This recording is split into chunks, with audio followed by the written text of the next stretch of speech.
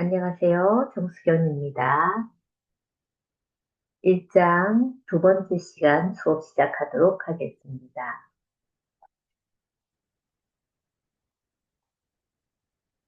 C 언어에 추가한 기능 한번 보도록 하겠습니다.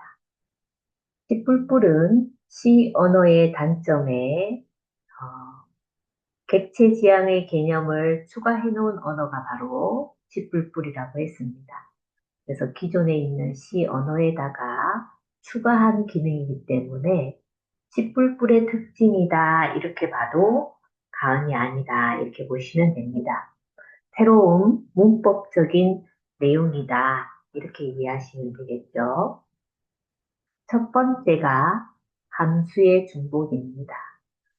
펑션의 오버로딩. 일반적으로 함수라고 하는 거는 펑션은 기능입니다. 동작을 나타내는 거기 때문에 함수의 모양은 1, 2, 가로 열고 3으로 구성되어 있습니다. 1번에 우리는 리턴 값, 2번은 함수의 이름, 세 번째는 매개 변수라고 합니다. 이때 매개 변수의 개수, 여기 보면 세 번째 칸에 매개 변수의 개수나 타입이 다른 동일한 이름의 함수들을 선언할 수 있게끔, 즉 일반적인 C에는 동일한 함수가 있을 수가 없습니다. 이름은 똑같고 매개 변수가 서로 다르고 리턴 값은 같아도 되고 틀려도 되고 이런 조건의 함수들을 만들어서 보다 편리하게 누구한테 사용하는 사용자가 편리하게 함수를 쓸 수 있도록 해놓은 게 바로 함수의 중복, 펑션의 오버로딩이라고 얘기를 합니다. 그래서 그런 특징을 가진 게 함수의 중복이고, 그 다음에 디폴트 매개 변수입니다. 이 매개 변수, 아까 지금 세 번째 함수 안에 들어가는 매개 변수인데, 거기에 값을 정하지 않으면 디폴트, 이 말은 뭐예요? 기본 값이라는 거죠. 그래서 디폴트 파라메타를 둬서 내가 매개 변수를 정의를 하지 않아도 기본 값으로 들어갈 수 있게끔 하는 거죠. 그래서 매개 변수의 기본 값, 디폴트 값이 전달이 되도록 함수를 만들 수가 있게끔 해놓은 겁니다.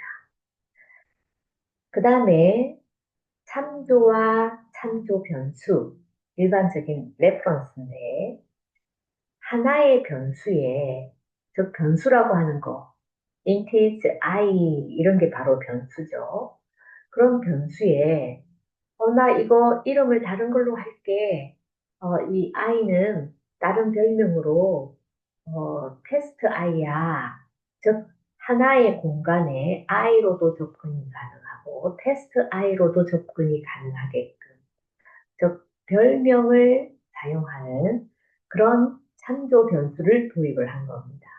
그래서 메모리에 접근을 할 때 C에서는 변수의 이름 그리고 포인터, 주소로만 접근이 가능했는데 다른 별명을 둬가지고 다른 이름으로도 접근이 가능하게끔 만들어 놓은 게 바로 참조 변수입니다. 그 다음에 참조에 의한 호출, call by reference라고 해서 함수를 호출할 때 참조 값을 전달해서 사용할 수 있게끔 그런 특징도 있고, 그 다음에 우리가 이제 객체 지향이기 때문에 객체를 만들 때 new라고 하는 객체를 만드는 함수, 그러면 객체를 만들었으면 delete, 삭제를 해줘야 되는 연산자, 이런 것들을 따로 뒀습니다.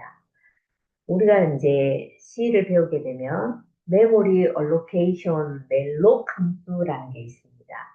이거는 메모리 포인트를 두고 힙 영역에 새로운 거 할당할 때 사용하는 건데, 그걸 더 확대시켜서 이 동적 메모리 할당을 위해서 new라고 하는 멜록 함수의 또 새로운 개념이라고 보시면 됩니다.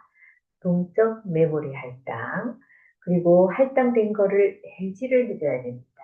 이걸 우리는 delete라고 합니다.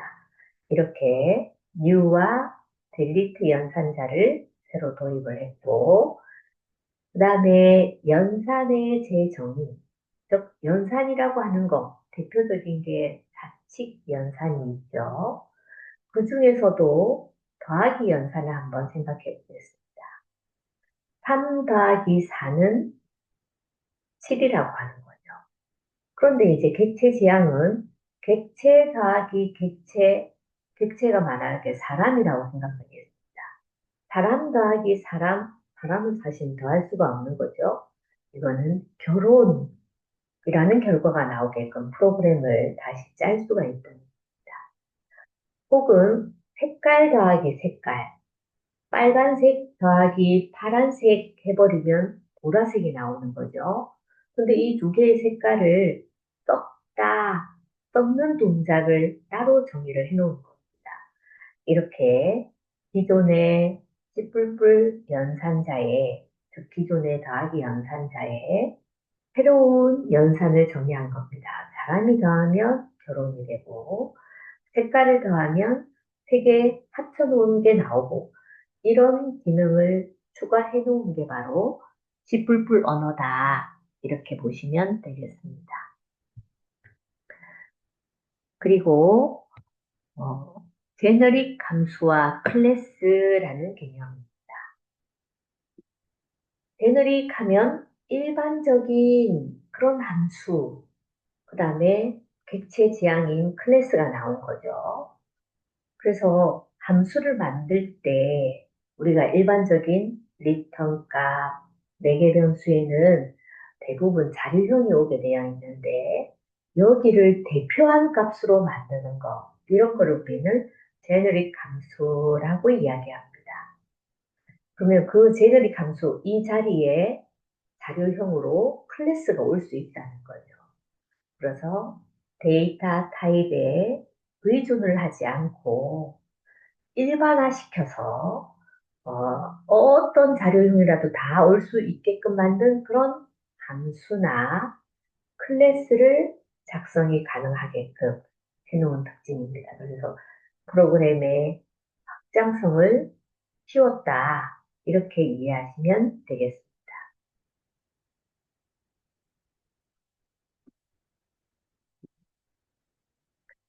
그러면 이 C++ 객체 지향 언어인데 그 객체 지향 언어의 특성은 어떤 게 있느냐?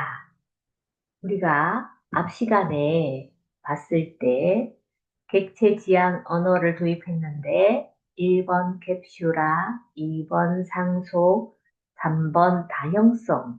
이게 객체 지향 언어의 특징입니다.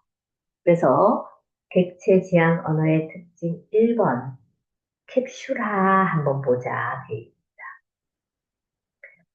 캡슐화라고 하는 거는 인캡슐레이션이라고 해서 데이터를 캡슐에 싸서 외부의 접근으로부터 보호를 하는 겁니다. 일반적으로 우리가 사용하고 있는 데이터를 보호하기 위해서는 아예 접근조차 못하게끔 해서 보호를 하자, 그런 이야기입니다. 그래서 C++에서는 클래스, 즉 이 클래스라고 하는 키워드가 앞으로 나올 건데 이 클래스로 캡슐을 표현을 합니다. 자, 이 클래스와 객체, 즉 이 객체를 표현하기 위해서 클래스라고 하는 글자로 표현을 한 겁니다. 그래서 클래스라고 하는 거는 객체를 만드는 하나의 틀. 그래서 우리가 붕어빵을 만들기 위해서는 붕어빵 틀이 필요합니다. 그래서 이 붕어빵 틀을 우리는 클래스라고 합니다. 다른 말로 붕어빵의 하나의 모양을 만드는 하나의 설계도라고도 할 수 있다. 그래서 이 설계도만 있으면 붕어빵을 여러 개 만들어내는 거죠. 그래서 이렇게 실제로 만들어진 붕어빵의 실체를 우리는 인스턴스, 라고 하고, 이런 인스턴스를 만들기 위한 설계도를 우리는 클래스라고 이야기를 합니다. 그래서 각자 이 만들어진 그냥 토탈에서 오브젝트, 객체라고 하는데, 이 설계도에 의해서, 저 클래스에 의해서 만들어진 그 객체를 우리는 인스턴스라고 얘기를 합니다. 그래서 객체는 클래스라고 하는 틀, 즉 설계도에서 생겨난 하나의 실체를 객체라고 하는데 더 자세하게는 인스턴스라고 한다. 이렇게 이해를 하면 되겠습니다. 그래서 여기 바로 나오죠. 객체, 오브젝트. 이런 객체를 오브젝트로 통틀어서 이야기하는데 실제로 만들어진 그 오브젝트, 객체를 우리는 인스턴스라고 부릅니다. 같은 의미이다. 그래서 우리가 문법적으로 서클이라고 하는 클래스를 만들게요. 거기 클래스 안에는 중괄호 열고 중괄호 닫고 세미콜론으로 딱 닫아집니다. 거기에 클래스에 대한 객체에 대한 특징들과 함수들이 있는데 여기에 멤버들을 어, private, public 이런 걸로 접근을 못하게끔 해주는 겁니다. 그래서 캡슐화 이거는 접근 제어 못하게 하는 거죠. 접근 제어를 하기 위한 네 가지. 1번 public 접근 아예 안 하는 거. 2번 뒤에 배울 겁니다. protected 내 그룹에 속한 사용자들만 쓰게끔. 3번 default 내 그룹에 동시에 속한 사람들. 이거는 글자 자체가 아예 없습니다. protected 상속에 나가는 거고, 그 다음에 private 내가 만들었으니까 나만 쓸 거야. 이런 것들이 있습니다.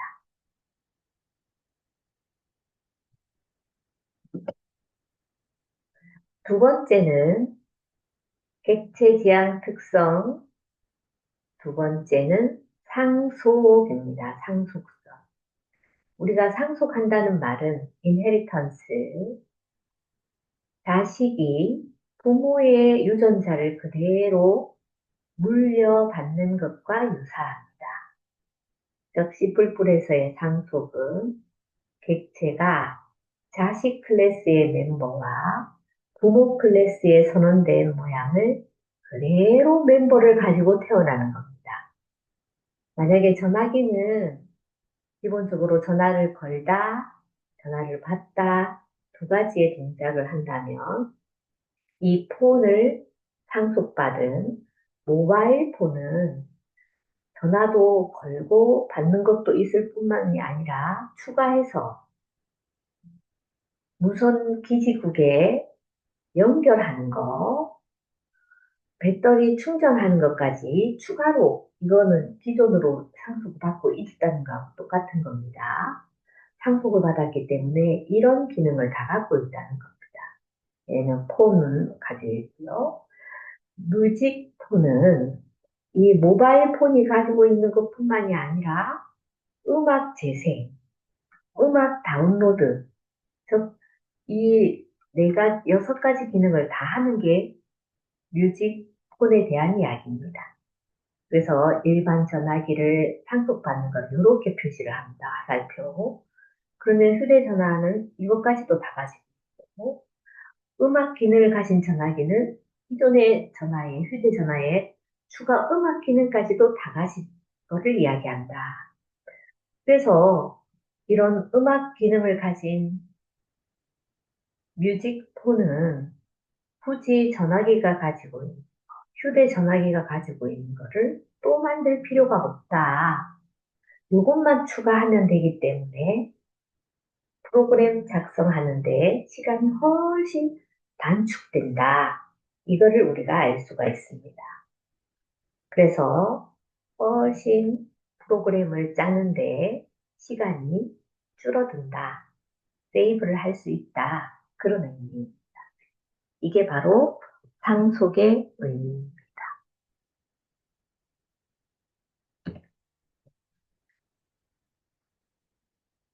다음은 세 번째, 객체지향 언어의 특징, 다형성입니다. 다형성은 폴리몰피즘이라고 해서 다양한 형태를 가진 것을 이야기합니다.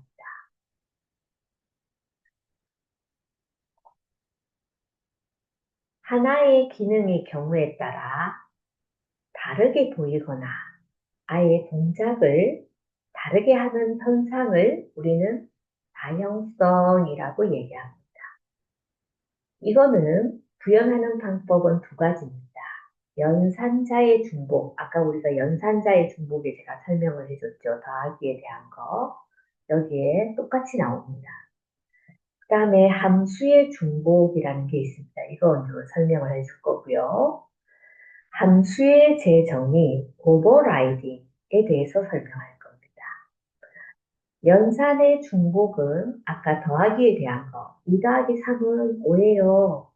하지만 남자 더하기 여자, 사람 더하기 사람이면 뭐 남자 여자 결자끼리 더하는 거고 레드 칼라와 블루 칼라를 합치면 퍼플 칼라 이렇게 색깔의 객체를 더할 경우에는 색이 섞여서 나오는 거 이런 거를 표현해 주는 거 이런 거를 우리는 연산의 중복이라고 얘기해요. 거기에 함수의 중복이라고 하는 거는 add 우리가 첫 시간에 설명을 했던 거죠. 함수의 이름은 동일한데 네 개 변수를 각기 다른 걸로 구현해 놓은 거. 이걸 함수의 오버로딩이라고 얘기합니다.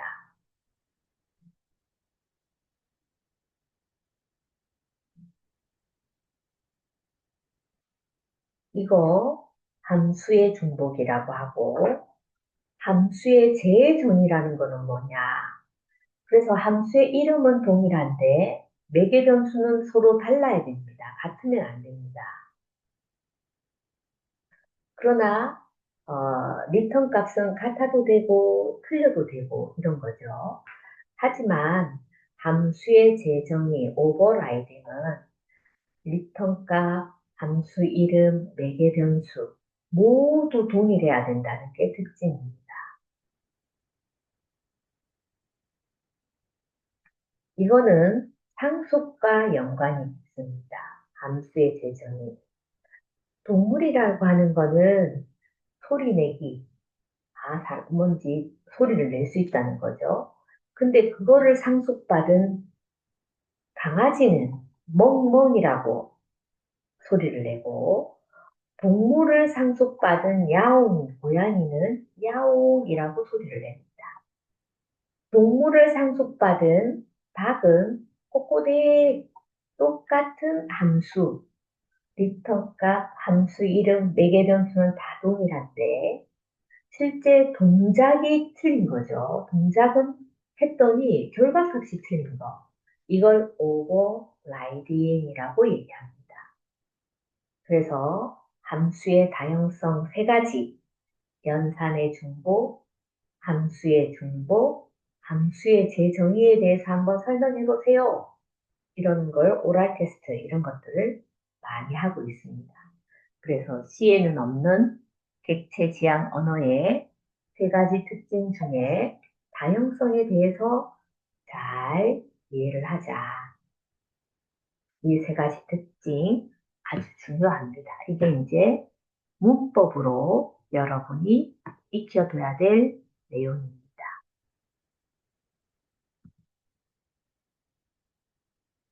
자, 이렇게 시뿔뿔은 이제 문법, 우리가 배우게 될 건데, 시뿔뿔 언어에서 이런 객체 지향을 도입한 목적, 아까 얘기했죠. C의 단점을 해결하기 위해서 시뿔뿔이 나오게 됐는데, 어떤 단점이냐? 소프트웨어의 생산성 향상입니다. 이 생산성 향상이라는 말은 다르게 이야기하면 이런 의미입니다.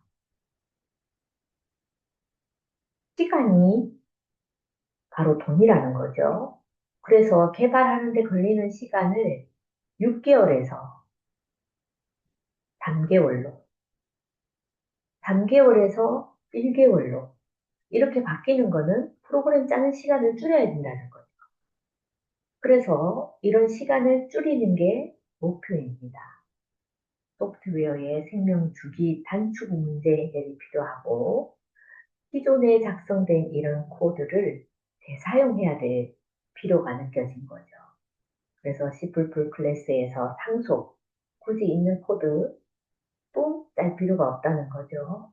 그리고 객체를 재사용해서 문제를 해결하자는 겁니다. 그래서 실세계에 대한 쉬운 모델링, 우리가 자동차를 하나 만들 때도 자동차 프레임을 만드는 거에다가 바퀴는 따로 만들고 유리창 따로 만들고 뭐 이런 부품들이 다 각각 다른 거죠. 이걸 재조합해가지고 만들면 승용차가 되고 이렇게 또 모으면 화물차가 되고 이렇듯이 과거의 소프트웨어들은 수학 계산이나 통계 처리에 편리한 절차 지향적인 언어가 적합했습니다. C, 베이직 뭐 이런 것들이 있는 거죠. 그런데 현대 소프트웨어는 물체 혹은 객체의 상호작용에 대한 묘사가 필요하기 때문에 실세계는 객체로 구성하는 그런 세계입니다. 그래서 객체를 중심으로 하는 객체 지향 언어가 훨씬 더 적합하기 때문에 객체 지향 언어가 나오게 된 겁니다. 그래서 C 단점을 보완하기 위해서 만들어진 게 바로 C++이다. 그래서 C++의 특징은 소프트웨어의 생산성 향상, 시간 줄이고, 그 다음에 실세계에 대한 쉬운 모델링, 객체 단위로 모델링을 할 수 있기 때문에 프로그램도 똑같이 객체로 구현할 수 있다 하는 게 특징입니다. 그럼 이런 C가 갖고 있는 절차 지향적인 프로그래밍 방법과 우리가 배울 객체 지향 프로그래밍 방법에 대해서 그림으로 도식화시켜 놓은 겁니다. 뭔가 우리가 프로그램을 시작하면 여기에는 자판기에 딱 쓴 거죠. 내가 먹고 싶은 음료수 여기는 없고 있고 막 있는데 이게 절차된 거죠. 일단 동전을 삽입해 넣습니다. 돈이 충분히 들어갔느냐? 난 500원짜리 먹고 싶은데 100원만 넣었으면 볼 수가 없는 거죠. 아니요 하면 동전을 계속 투입하도록 기다리고 있습니다. 그러면 충분하면 상품을 선택하게끔 합니다. 그런데 상품에 재고가 있느냐 없느냐 없으면 선택을 다른 걸 하게끔 하고요. 제품이 있는 걸 선택하면 상품을 인도하게끔 그리고 종료되게끔 이렇게 플로우 차트를 이용해서 지금까지는 프로그램을 작성하게 했습니다. 절차 지향적인 프로그래밍으로 구현할 때 흐름도 플로우 차트를 이용을 많이 했다는 거죠. 실행하고자 하는 절차대로 일련의 명령어를 나열한 것입니다. 그래서 흐름도를 설계를 하고 흐름도에 따라서 프로그램을 작성을 했습니다. 그런데 요즘 세상은 돈통, 커피통, 물통, 프린통, 컵통, 각기 있고 디스플레이 화면에 딱 보여주고 버튼을 어떤 걸 눌렀느냐 이렇게 자판기 엔진이 있어가지고 동작하는 그런 객체 지향적인 프로그래밍으로 구현할 때 객체의 관계도를 나타낸 것입니다. 여기에 또 내가 다른 종류를 하면 다른 종류만 추가를 해면 되고 버튼도 내가 원하는 것만 추가를 해주면 됩니다. 이렇듯이 객체들을 정의를 하고 객체들의 상호관계, 상호작용으로 구현이 되기 때문에 객체 지향 언어로 구현하기가 아주 편리하다. 그래서 프로그램 확장성도 좋고 유지 보수도 훨씬 편리하다 하는 게 특징입니다.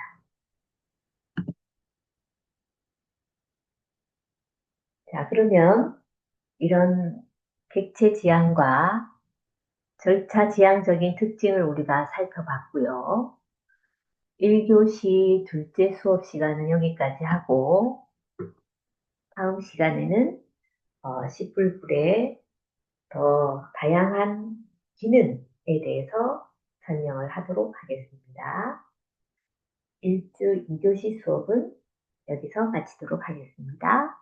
수고하셨습니다.